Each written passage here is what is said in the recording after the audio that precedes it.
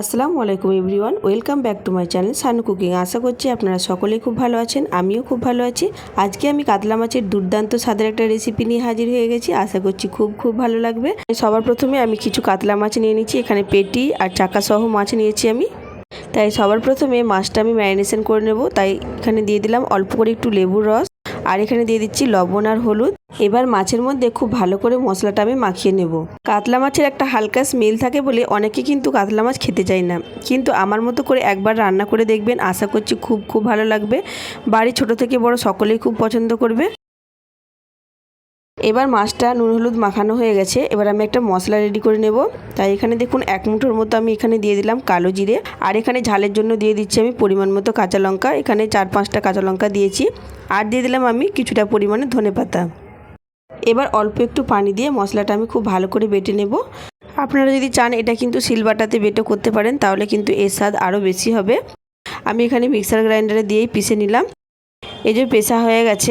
এবার ওই মিক্সার জারটার মধ্যে আমি এখানে দিয়ে দিলাম একটা গোটা টমেটো, আর এখানে দিয়ে দিলাম পরিমাণ মতো পেঁয়াজ। এখানে আমি বড় সাইজের 2টো পেঁয়াজ দিয়েছি। দুটো খুব ভালো করে বেটে নিয়েছি। এবার চলুন রান্নাটা করে নিই। এবার আগে থেকে আমি একটা গ্যাসে কড়াই বসিয়ে দিয়েছিলাম, আর কড়াইটা খুব ভালোভাবে গরমও হয়ে গেছে।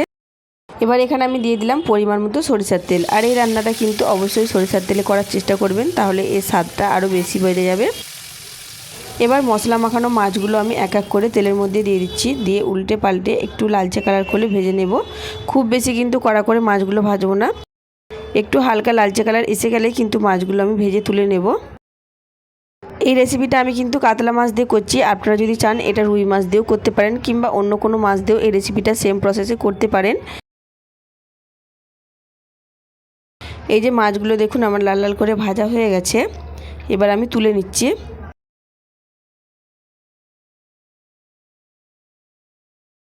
এবার আর কিন্তু আমি তেলের ব্যবহার করব না, ওই তেলের মধ্যে আমি ফোড়নে দিয়ে দেবো কালো জিরে আর শুকনো লঙ্কা, আর যে বেটে রেখেছিলাম কালো জিরে আর ধনেপাতা আর কাঁচা লঙ্কা, ওই পেস্টটা আমি দিয়ে দিলাম, আর পেঁয়াজ টমেটো বাটাটাও দিয়ে দিলাম। দিয়ে খুব ভালো করে এবার আমি নাড়াচাড়া করে নিচ্ছি।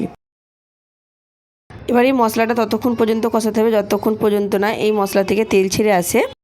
এবার এখানে দিয়ে দিলাম অল্প করে আদা রসুন বাটা, দিয়ে আবারও খুব ভালো করে মশলাটা আমি কষিয়ে নিচ্ছি। এবার মশলাটা খুব ভালো করে কষানো হয়ে গেলে এখানে আমি দিয়ে দেবো আগে থেকে ফেটিয়ে রাখা টক দইটা দিয়েও আবারও খুব ভালো করে নাড়াচাড়া করে নিচ্ছি। এবার এখানে দিয়ে দেবো মশলা, তাই এখানে দিয়ে দিলাম স্বাদ অনুযায়ী লবণ, আর দিয়ে দিলাম অল্প করে হলুদের গুঁড়ো। আর এখানে আমি লঙ্কার গুঁড়ো ব্যবহার করব না, কারণ এখানে আমি কাঁচা লঙ্কা বাটা দিয়েছি আর ফোড়ন লঙ্কা ব্যবহার করেছি। অল্প 2-4 দানা চিনি দিয়ে কিন্তু খুব ভালো করে মশলাটা আমি আবারও কষিয়ে নিচ্ছি।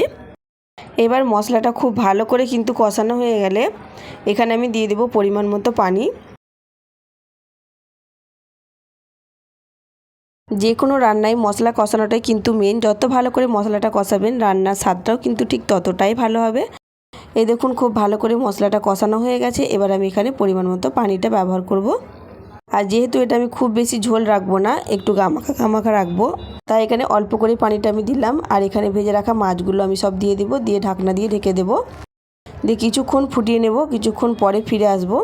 এই দেখুন ঢাকনাটা খুলেছি, আর দেখুন রান্নাটা জাস্ট দেখুন কতটা সুন্দর হয়েছে দেখতে, নিশ্চয়ই দেখে বুঝতে পারছেন। এই রান্না দেখতেও ঠিক যতটা সুন্দর, খেতেও কিন্তু ঠিক ততটাই মজার হয়েছে। আপনারা বাড়িতে না তৈরি করলে কিন্তু বুঝতেই পারবেন না। মাছ তো আমরা সকলেই রান্না করে থাকি কম বেশি, তাই এই মাছ রান্নাটা আমার মতো করে একবার করে দেখবেন, আশা করছি খুব ভালো লাগবে। আর যদি ভালো লেগে থাকে তাহলে অবশ্যই লাইক কমেন্ট শেয়ার করে দেবেন। আর আমার চ্যানেলে যদি কেউ নতুন এসে থাকেন তাহলে আমার চ্যানেলটা সাবস্ক্রাইব করে আমার পাশেই থাকবেন। পাশে থাকা বেল আইকনটা প্রেস করে দেবেন, যাতে করে আমি নতুন কোনো ভিডিও ছাড়লে সবার আগে আপনার কাছে নোটিফিকেশান পৌঁছে যায়। আর এই যে ঝোলটা একটু পরে কিন্তু আরও টেনে যাবে। এই যে দেখুন আমি একটা প্লেটের মধ্যে তুলে নিয়েছি, আর কতটা গামাখা টাইপের করেছি দেখে নিশ্চয়ই বুঝতে পারছেন। আর এরকম করেই মাছটা রাখলে কিন্তু খেতে খুবই ভালো লাগবে। গরম গরম ভাতের সঙ্গে এই মাছ রান্নাটা জাস্ট অসাধারণ লাগবে বন্ধুরা। আপনারা তাই অবশ্যই একবার হলেও ট্রাই করবেন। আজকের রেসিপিটি কেমন লাগলো অবশ্যই কমেন্ট করে জানাবেন। আজ তাহলে আসি, ফিরে আসবো নতুন একটা ভিডিও নিয়ে। ততক্ষণ সবাই ভালো থাকবেন, সুস্থ থাকবেন। আল্লাহ হাফিজ।